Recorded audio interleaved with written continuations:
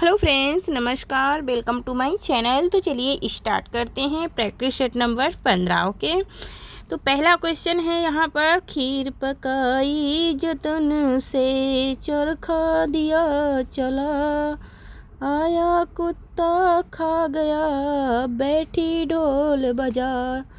यह कह रहे हैं कि अमीर खुसरो की यह रचना निम्नलिखित में से किसके अंतर्गत आती हैं। ये पंक्तियाँ जो इन्होंने लिखा किस रचना के अंतर्गत आती हैं? क्या ये पहेली के अंतर्गत आती हैं, क्या यह ढकोसला के अंतर्गत आती हैं, क्या ये मुकरी के अंतर्गत आती हैं, या फिर दोष खून के अंतर्गत आती हैं? तो ऑप्शन नंबर बा यहाँ पर राइट आंसर हो जाएगा। ये ढकोसला के अंतर्गत आती हैं। किसके अंतर्गत आती हैं? ढकोसला के अंतर्गत आती हैं। क्वेश्चन नंबर 2 है कि हिंदी साहित्य का आदिकाल पुस्तक के लेखक हैं राहुल शंकरत्यायन, जॉर्ज ग्रियर्सन, रामचंद्र शुक्ल, हजारी प्रसाद द्विवेदी। क्या हो जाएगा इसका राइट आंसर? तो यहाँ पर इसका राइट आंसर हो जाएगा हजारी प्रसाद द्विवेदी। और इन्होंने हिंदी साहित्य की भूमिका भी इन्हीं की रचना है। नेक्स्ट क्वेश्चन है, क्वेश्चन नंबर 3 है, सखी पिया को जो ना देखूं तो कैसे काटूं अंधेरी रतिया। ये पंक्तियाँ किस कवि की हैं? नंददास की, घनानंद की, अमीर खुसरो की, बिहारी की। ये रस भरी पंक्तियाँ किसकी हैं? तो ये रस भरी पंक्तियाँ किसकी हैं? अमीर खुसरो की हैं। क्वेश्चन नंबर 4 है, अरर गोला छूटन लागे, सर सर तीर रहे सन्नाए, ओ गीला लागे जही हाथी के, मानो चोर सेंध होई जाए। तो ये पंक्तियाँ किसकी हैं? चंद बरदाई की, या जगनीक की, या भूषण की, या जल्हड़ की। ये किसकी पंक्तियाँ हैं? मानो चोर सेंध होई जाए। तो ये पंक्तियाँ किसकी हैं? जगनीक की हैं। किसकी हैं? जगनीक की हैं। क्वेश्चन नंबर 5 है कि चंद बरदाई हिंदी के प्रथम महाकवि माने जाते हैं और इनका पृथ्वीराज रासो हिंदी का प्रथम महाकाव्य किसने माना है? हजारी प्रसाद द्विवेदी ने, रामचंद्र शुक्ल ने, लक्ष्मी सागर वार्ष्णेय ने, या फिर चंद्र शर्मा गुलेरी ने। तो यहाँ पर राइट आंसर हो जाएगा ऑप्शन नंबर बा हो जाएगा। आचार्य रामचंद्र शुक्ल ने चंद बरदाई को प्रथम महाकवि और प्रथम महाकाव्य पृथ्वीराज रासो चंद बरदाई का ही है, तो इनका ही माना है। नेक्स्ट क्वेश्चन है 6 नंबर है कि निम्नलिखित में से किस कवि को अभिनव जयदेव कहा जाता है? मतलब अभिनव जयदेव की उपाधि दी गई। घनानंद को, नंददास को, पुष्पदंत को, या फिर विद्यापति को। तो यहाँ पर किसको? नंददास को जड़िया की उपाधि दी गई। यहाँ पर विद्यापति को किसकी? अभिनव जयदेव की, और मैथिल कोकिल भी इन्हें कहा जाता है। किसको? विद्यापति को। क्वेश्चन नंबर 7 है कि पुस्तक जल्हड़ हाथ दे जली चली गंजन नप काज। यह पंक्तियाँ किसकी है? पुस्तक जल्हड़ हाथ दे चली जगन नप काज।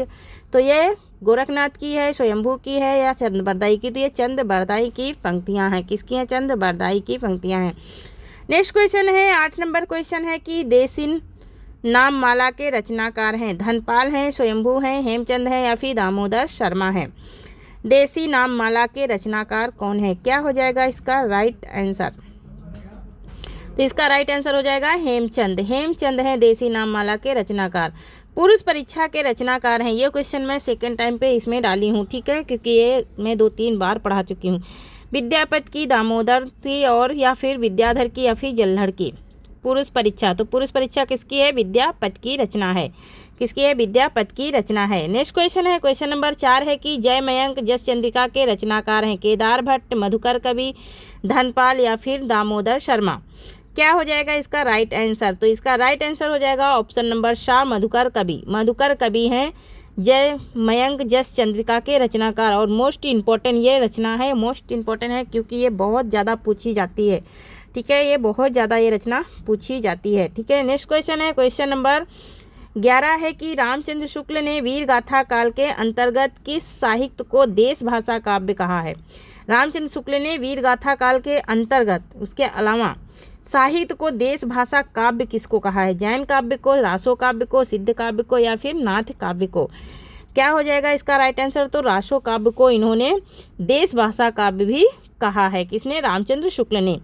क्वेश्चन नंबर 12 है, वयः संधि में क्यूसर से संधि कहाँ?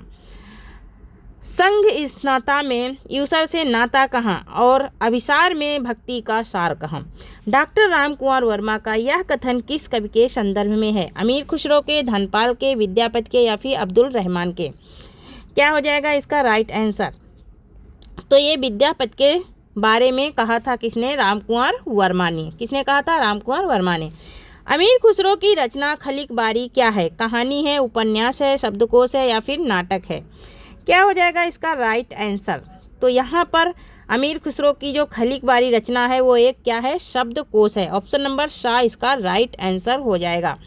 क्वेश्चन नंबर 14 है कि हठ योग की साधना पद्धति, तीव्र वैराग्य, वैभव, वर्ण जाति के बंधन से ऊपर उठने का आग्रह आदि तीनों तत्व किस साधना प्रवृत्ति से सूचक हैं? बौद्ध से, नाथ से, जैन से या फिर रामचरित मानस से? तो ये नाथों से क्या है? नाथों की प्रवृत्ति के सूचक हैं। किसके? नाथों की प्रवृत्ति के सूचक हैं। क्वेश्चन नंबर 15 है कि आदिकाल की किस साधना पद्धति से कबीर प्रभावित थे? जैन से, बौद्ध थे या सिद्ध या नाथ से या फिर इनमें से किसी से भी नहीं? किससे ये प्रभावित थे? किस साधना से? तो ये सिद्ध एवं नाथ की साधना से क्या थे? प्रभावित थे। कौन? कबीर दास। नेक्स्ट क्वेश्चन है हमारा क्वेश्चन नंबर 16 है कि जैन धर्म संबंधी रचनाएं किस भाषा में रची गईं? जैन धर्म संबंधी रचनाएं किस भाषा में रची गईं? संस्कृति में, अपभ्रंश में, पाली में या फिर प्राकृत में? किस भाषा में रची गई? जैन धर्म संबंधी रचनाएं किस भाषा में रची गईं? क्या हो जाएगा इसका राइट आंसर? तो ये अपभ्रंश भाषा में रची गई। किस में रची गई? अपभ्रंश भाषा में रची गई जैन धर्म संबंधी रचनाएं। सरहप्पा की प्रसिद्ध रचना क्या है? जय चंद्र प्रकाश या फिर दोहा कोश या फिर चर्यापद या फिर योगचर्या? तो यहाँ पर दोहा कोश इनका राइट आंसर हो जाएगा। दोहा कोश सरहप्पा की एक प्रसिद्ध रचना है। क्या है? सुप्रसिद्ध रचना है इनकी और मोस्ट इम्पॉर्टेंट ये रचना भी है। ये बहुत पूछी जाती है। क्वेश्चन नंबर 18 है कि आदिकाल युद्ध वर्णन में किस भाषा का प्रयोग हुआ? ब्रज भाषा का, खड़ी बोली का, अवधी का या फिर डिंगल का? यहाँ पर इसका राइट आंसर क्या हो जाएगा? तो डिंगल भाषा का सर्वाधिक प्रयोग किया गया। इसमें मैं थ्योरी में भी अपना सेशन एक डाली हूँ, ठीक है, अपना सेशन एक करवा चुकी हूँ थ्योरी में भी, उसमें आप जाके पढ़ लेना, ठीक है। संस्कृत के भवभूत की अपभ्रंश के किस कवि से तुलना की जाती है? संस्कृत के भवभूत के अपभ्रंश में किसकी तुलना की जाती है? स्वयंभू की, पुष्पदंत की, राम सिंह की या फिर धनपाल की? तो यहाँ पर पुष्पदंत की तुलना की जाती है संस्कृत के भवभूति से।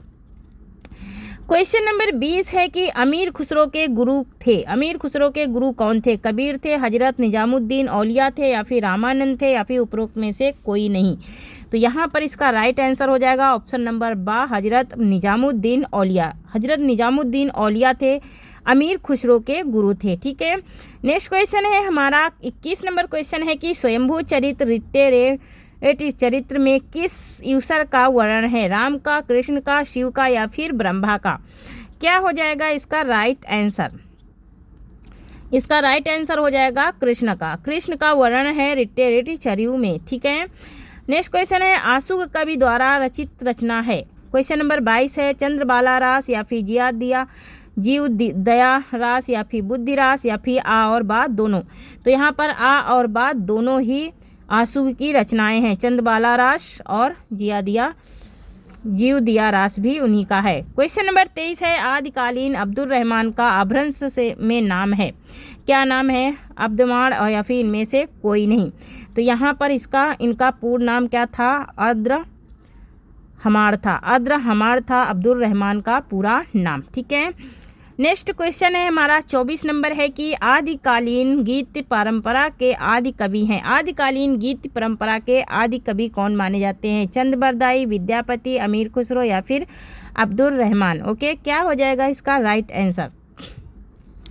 क्वेश्चन नंबर 24 का राइट आंसर है आदिकालीन गीत परंपरा के कवि कौन है? तो ये विद्यापति को माना जाता है। किसको? विद्यापति को।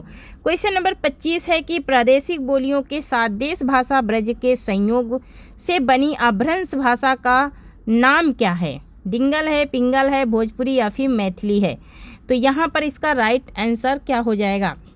प्रादेशिक बोलियों के साथ बनी देश भाषा ब्रज के संयोग से, ब्रज से मिली हुई भाषा का से बनी अभ्रंश भाषा में नाम क्या लिया जाता है? तो पिंगल लिया जाता है। कौन सा नाम है इसका? पिंगल नाम है। क्वेश्चन नंबर 26 है कि एक थाल मोती से भरा, सबके सिर पर औंधा धरा।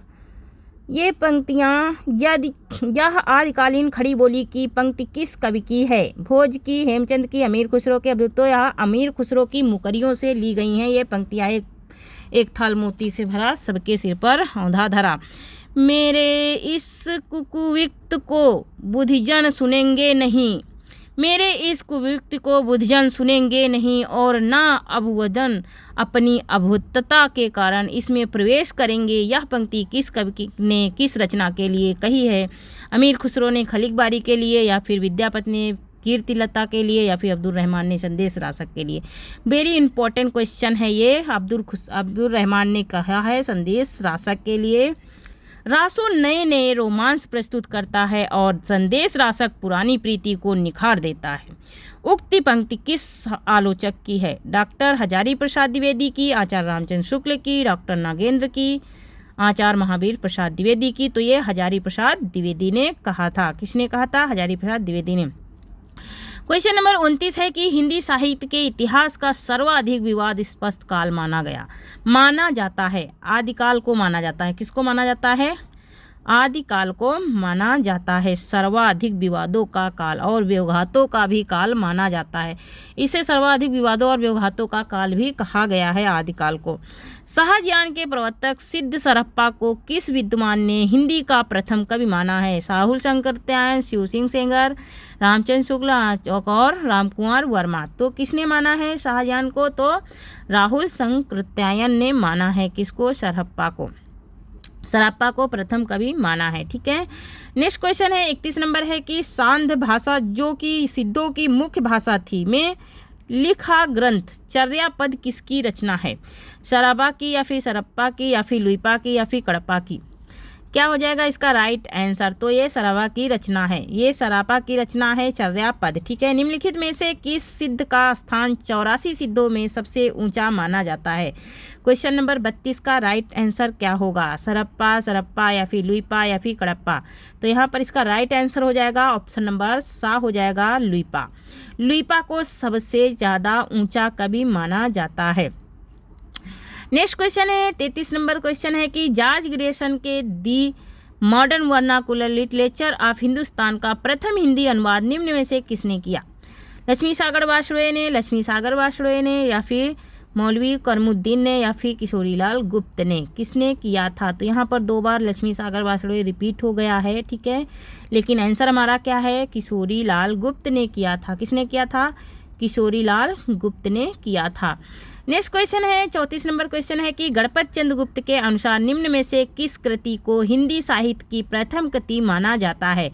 देवसेन कृत, शौकाचार को, या फिर उद्योतन सूर्य कृत, कुवलयमाला को, या फिर सारंगधर कृत, हमीर रासो को, या फिर शैलभद्र सूरी भारतेश्वर बाहुबली